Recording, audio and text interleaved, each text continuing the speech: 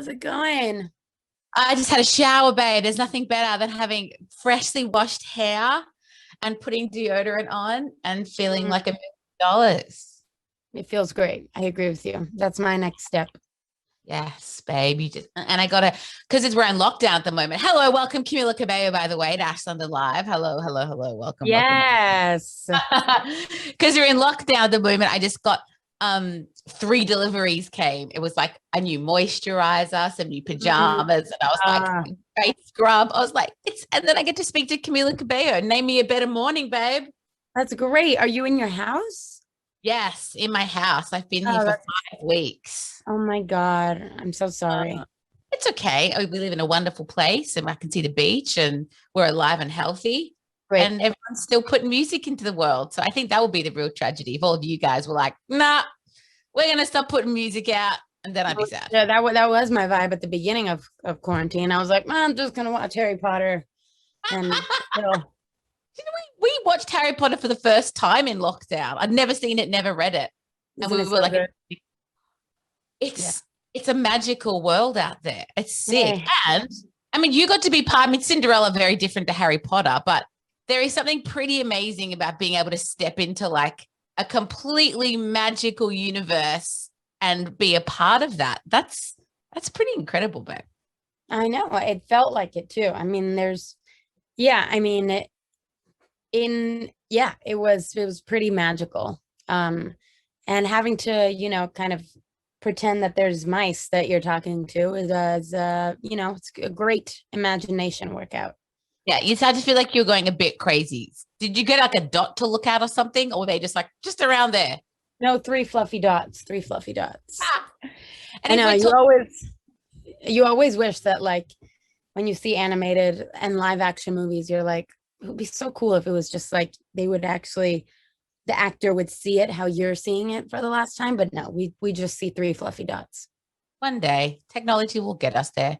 What do you think is like the best of all of like the classic like Disney animation fairy tale songs? Because so many of these movies are like very women focused and women centered, which I think is amazing. But they all have their song.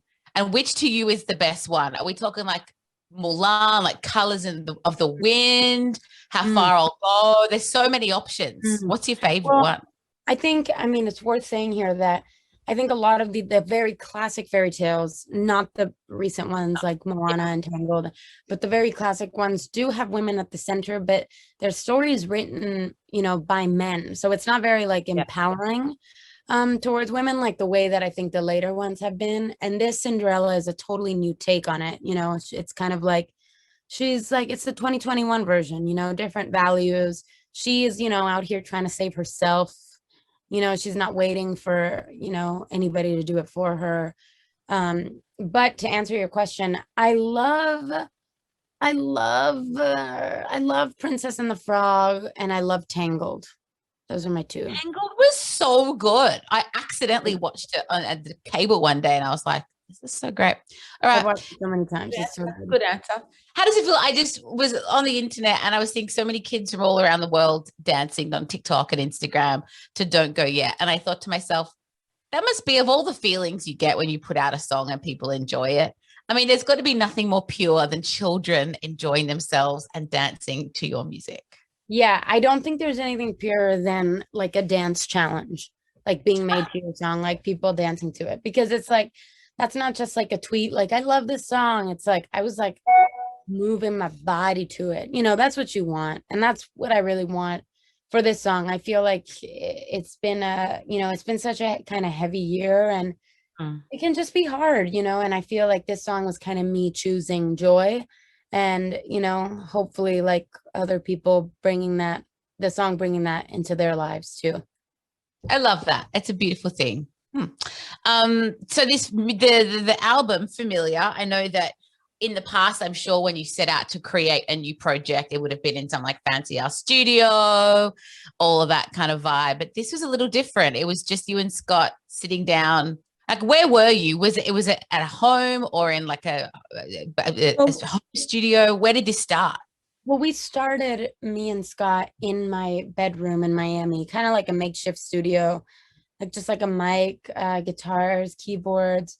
And we did that for like probably 7 months or something like that. Not the whole time. Like I, I went to London, I made Cinderella, like a lot of stuff happened in the middle. But then we came to Los Angeles because I knew I always wanted to work with Ricky Reed and I wanted him to be like the producer of my album. So we came here and I had some time off before I worked with Ricky. So I met Mike Sabbath, who was Scott's friend.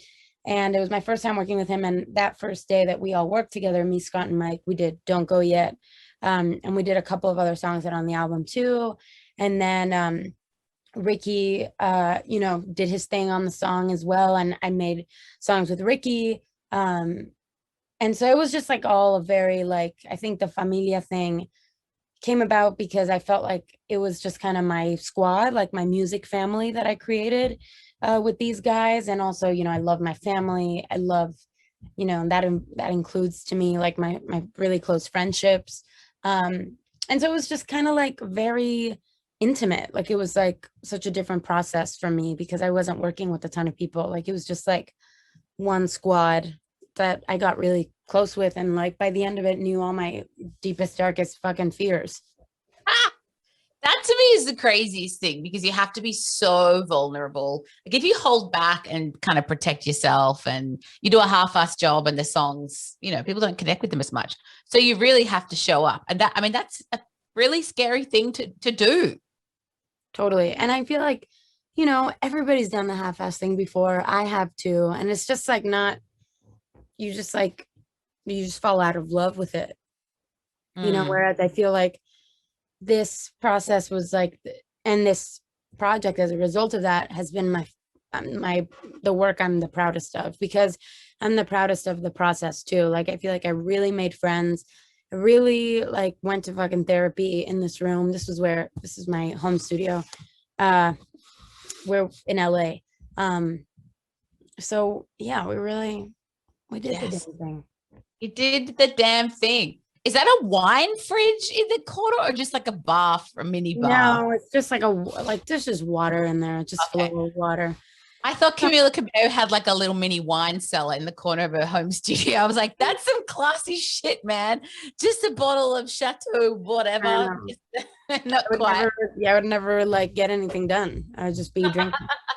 You said that you did have some time off though, which I think is so important. What is the go-to for you when you're like, shit, okay, I've got 1 day off, 2 days off, a week off, whatever. What's the first thing that you do that makes you feel like, okay, this is me time. I don't have to perform or I don't have to be anyone, but just like, and it just signals it. It's time. Honestly, like the number one thing for me, is kind of weird as it sounds, is reading the New York Times and the New Yorker. Sick.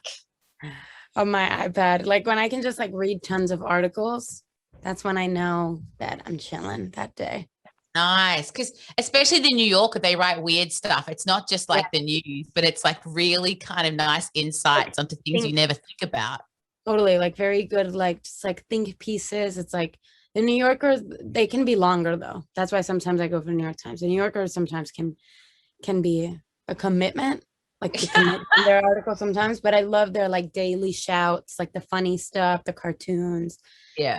I've gotten real close with my iPad over the past year, like just for the articles. I don't have any social media on my iPad. It's just like YouTube, articles, Apple TV. And it's just like when I'm on my iPad, I just know that it's, it's recreational time. That's so good. I'm pregnant and I recently had to have this thing where it's 3 hours and you sit there and they give you like 3 blood tests and make you drink the sugar stuff.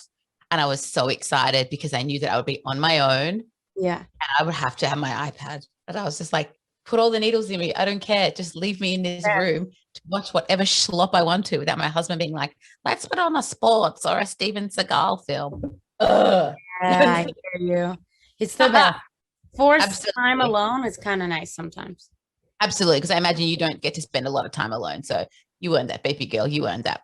Well, we're so excited for, I'm going to try and say it like you, Familia. And congratulations, you're a mama.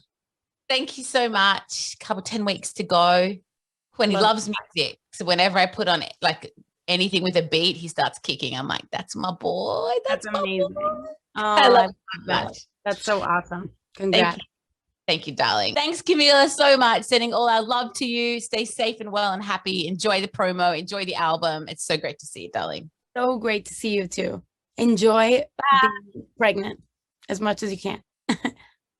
I can't. There you go. You can see it there. Wow, I love it. See you, Bye. darling.